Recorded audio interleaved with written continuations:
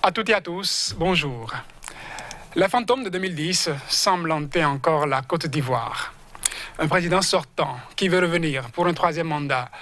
La constitution révisée lui redonne une virginité qui lui permet de repartir avec 0 mandat au compteur.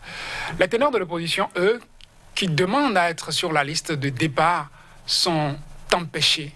D'autres qui ont eu le quitus se liguent avec les empêchés contre le président candidat. Le branle-bas du combat se met en place dans chaque état-major. Les citoyens ivoiriens lambda lui croisent les doigts pour le 31 octobre prochain. Les jeunes, tous bords politiques confondus, sans compter ceux de la société civile, ne veulent pas pâtir d'une bataille des éléphants. Ils appellent à la paix. Ont-ils une chance d'être entendus? Médéric François Gongo, bonjour. Bonjour, cher ami, bonjour, amis téléspectateurs de Sika TV. Vous êtes journaliste, éditorialiste, analyste politique. C'est cela même.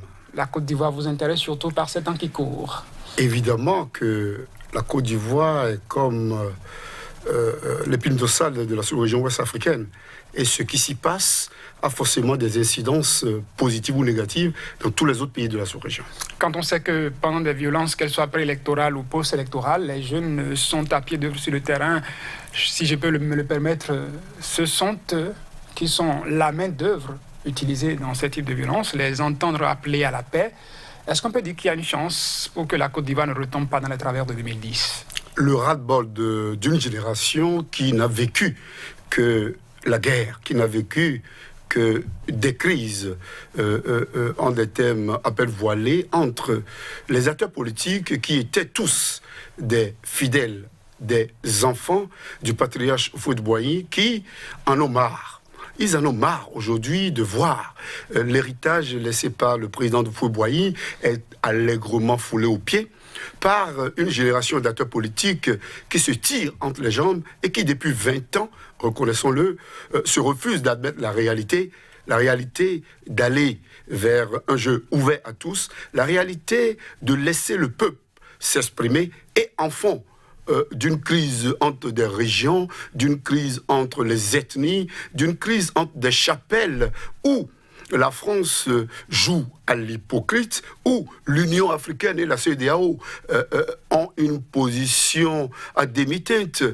Nous remarquons que dans un environnement où le Mali se retrouve aujourd'hui à la croisée des chemins, où la crise du Boko Haram fait des ravages au niveau du Niger, du Burkina Faso, du Nigeria et subsidiairement de l'autre côté du Nigeria, au Cameroun, nous aurions aimé que la Côte d'Ivoire, cette étape de paix, continue toujours de l'être et que ce qui se passera dans les jours à venir n'embrasse pas toute la sous-région. Les jeunes ont décidé de quitter ce que j'appellerais la crise au niveau des institutions, Conseil constitutionnel et CEI, la crise au niveau des candidatures, la crise enfin au niveau de la sécurité qui n'est pas encore entièrement acquise après plus de 10 ans de crise, de guerre entre le clan Gbagbo et le clan Alassane Ouattara, puisque en définitive c'est de cela qu'il s'agit aujourd'hui. Les jeunes en ont le ras-le-bol et ils ont décidé de taper du poing sur la table. De quelle marge disposent-ils ? Justement, j'allais vous le demander. D'abord, quand ils appellent à la paix, à qui le message s'adresse-t-il, peut-on a priori dire? Est-ce à ceux-là qui sont de l'opposition, qui se liguent aujourd'hui contre Alassane Ouattara? Est-ce à Alassane Ouattara, quand on sait qu'il détient les pions en main et qu'il empêche, en tout cas, certains, malgré la décision ou les décisions de la Cour africaine des droits de l'homme et des peuples, d'être de la partie? Pensez-vous qu'il s'adresse à Ouattara ou à ses opposants? Je pense que les jeunes s'adressent fondamentalement d'abord aux jeunes. Les jeunes s'adressent aux jeunes pour les amener à aller vers la retenue, pour les amener à ne pas se laisser entraîner dans des crises qui finalement ne leur apportent fondamentalement rien. Parce que rappelons-le, tous ceux qui ont sué sang et eau, dirigés par Guillaume Soro, qui ont mené les combats de leur vie pour permettre au clan Ouattara aujourd'hui de se retrouver au pouvoir, il y a cela quelques années, en 2017, ont décidé de se rebeller. Ils ont été tant bien que mal calmés. Mais nous avons assisté là à une crise latente qui aujourd'hui peut se manifester d'une autre manière avec le départ de Guillaume Soro, qui semble rejoindre le camp qu'il avait combattu hier. Et là, nous nous retrouvons dans toute la problématique politico-sécuritaire de la crise ivoirienne. Interdit d'être candidat malgré la décision de la Cour africaine des droits de l'homme et des peuples. Et là, nous le regrettons, puisque, tout comme la Côte d'Ivoire, beaucoup de pays africains sont également signataires de cette institution, qui n'est pas une commission. Donc, on ne doit pas passer outre les décisions de cette Cour. Mais nous remarquons que la plupart des gouvernements qui ont été estés devant cette Cour jouent ou au sous-d'oreille, ou jouent au dilatoire, mettant en parenthèse les décisions de la Cour africaine des droits de l'homme et des peuples, tout en tentant de faire croire qu'ils sont attachés à l'effectivité de l'état de droit de la démocratie pure leur. Dans le cas de figure, nous avons vu que le gouvernement ivoirien a bafoué, certainement en allant à l'école de certains États de la sous-région, a bafoué 2 décisions de la Cour africaine des droits de l'homme et des peuples. C'est-à-dire que ce gouvernement n'est pas prêt à respecter les injonctions ni de l'Union européenne, qui a appelé à une élection inclusive, pacifique et équitable, encore moins de la CEDEAO, qui aujourd'hui s'est engagée dans la sous-région. Au Mali, on l'a vu, au Bénin, on l'avait vu lors des législatives, même si les injonctions de la CEDEAO n'ont pas été du tout respectées. Nous remarquons qu'aujourd'hui, au niveau de la Côte d'Ivoire, le clan Ouattara s'entête. Le clan Ouattara joue au dilatoire en mettant à contribution l'ancienne puissance qui aurait des intérêts inouïs. On parle du cacao, on parle du pétrole, on parle des grandes constructions. Vous parlez de la France?